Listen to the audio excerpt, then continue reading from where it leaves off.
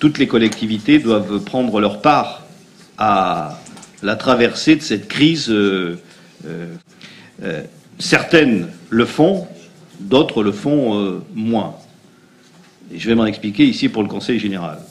Sur la partie des recettes, c'est vrai, 2013, 2014, peut-être 2015, sauf si une situation internationale évoluait dans le bon sens, les recettes des collectivités, notamment du département, sont limitées. Et ça vient des dotations de l'État, vous l'avez évoqué, c'est aussi les DMTO, qui sont d'un impact, il ne s'agit pas de sous-estimer, qui sont réels totalement.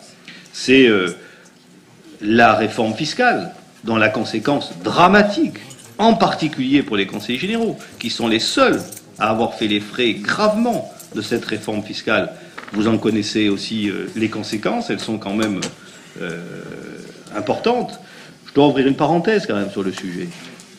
C'est que précédemment, avant 2012, quand cette question était soulevée à nos interlocuteurs, notamment au gouvernement, c'était une fin de non-recevoir. Aujourd'hui, il y a des négociations en cours. Aujourd'hui, il y a des discussions en cours.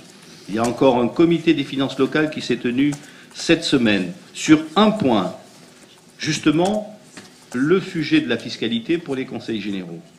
Quelle évolution doit être prise en compte?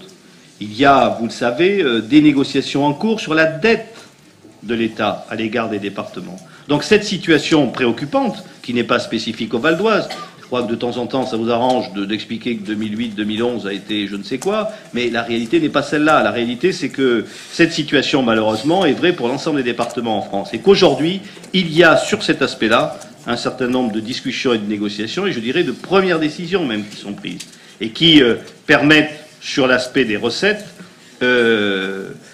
non pas des surprises exceptionnelles, mais en tout cas de compenser une partie de ce qui est prévu dans la dette ou dans les dotations aux collectivités qui seront limitées et donc qui n'augmenteront pas et donc du fait de l'inflation baissent sur l'année 2013, l'année 2014, l'année 2015. Donc oui, sur les recettes, il y a une préoccupation. Vous mettez le doigt dessus à juste titre et vous avez raison, mais vous avez raison pour être tout à fait honnête, vous devriez rappeler ce que je viens de dire.